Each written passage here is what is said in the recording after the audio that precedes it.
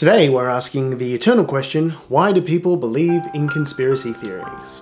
You might have noticed of late that there's a bunch of conspiracy theories online, now and always, from people saying that the pandemic was planned, that the coronavirus isn't real, or that Bill Gates is somehow to blame for all of this.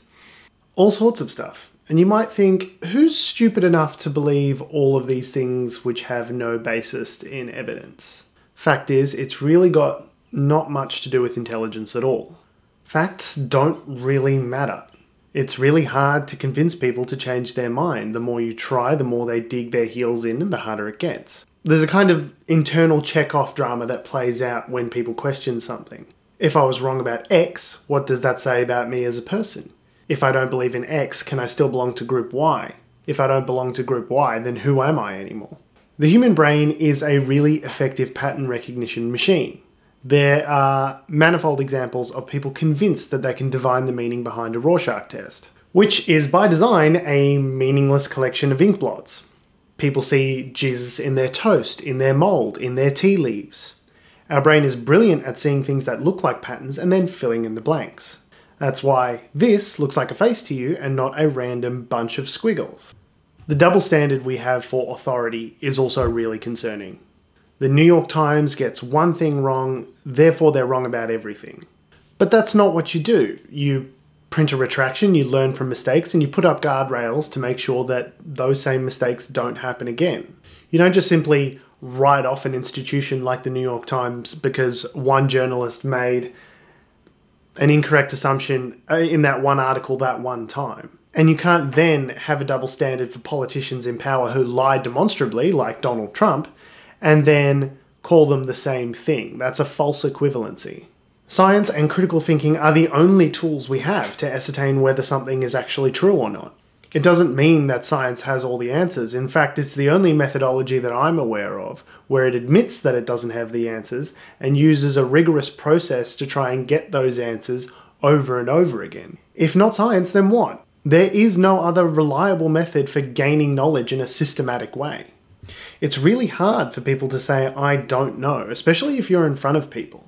But you have to ask questions and feel dumb for a second. That's the only real way to learn.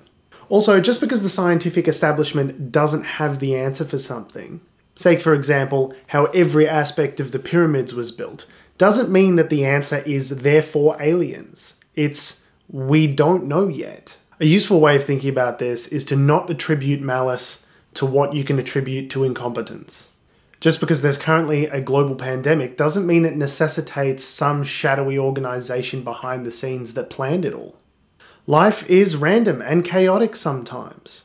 We're a bunch of over-evolved chimps on an organic spaceship falling through space-time. It's crazy. 1 in a million things happen every day. We wouldn't be here without them. Logical fallacies are also a really important part of this. These are well documented and have names. They're quirks of how our brains have evolved that lead us to reliably misinterpret things. And thanks to science, they're largely predictable. One thing that we can focus on today is cognitive ease. If something feels correct, we're more likely to think it is correct. Your brain doesn't need to do any heavy lifting to think that the sun revolves around the earth.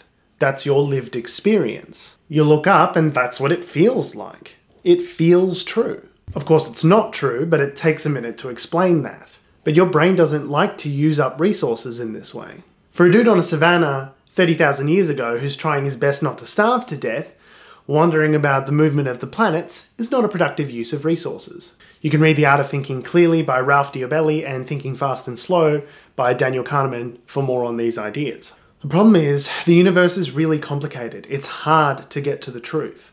But as Neil deGrasse Tyson says, the universe is under no obligation to make sense to you. For a great example of this, explain a black hole to a kid for the first time and watch it melt their face. Our job, insofar as we have a job, is to discover the truth. But between small sample sizes, lazy meta-analyses, premature science reporting that can sound contradictory, and a really bad popular understanding of statistics, people can get turned around.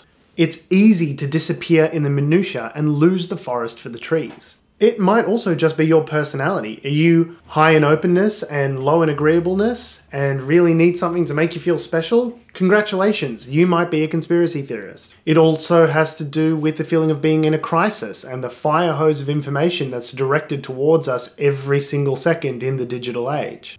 Quote, "There's good evidence that conspiracy theories flourish during times of crisis," says Joseph Pierre, psychiatrist and researcher at the David Geffen School of Medicine at UCLA. Quote, "When we feel insecure, we look for information that provides an explanation for chaotic events," unquote. It's kind of scary to think the world is random. It's easier to think that the world is run by reptilians wearing Hillary Clinton's face. It's more ordered, it feels oddly safer. It's wrong and scary to me that people seem so willing to abandon these Enlightenment values that have made so much of Western society so peaceful and prosperous over the last 200 plus years. Reason, progress, and liberty, these are the things that make life great here.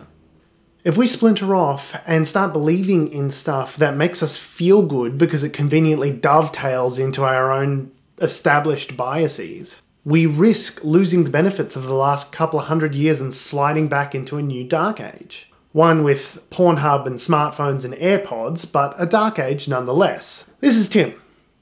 Tim is a conspiracy theorist. Don't be like Tim. Be like this guy, Jonas Salk, who invented the polio vaccine and saved more lives than anyone else you've never heard of. Would love to hear what you guys think about all of this. Let us know in the comments down below. Smash the like and subscribe button if that's something that you'd like to do. And we'll see you in the next episode. Peace! It's 1.25 kilos, not very heavy.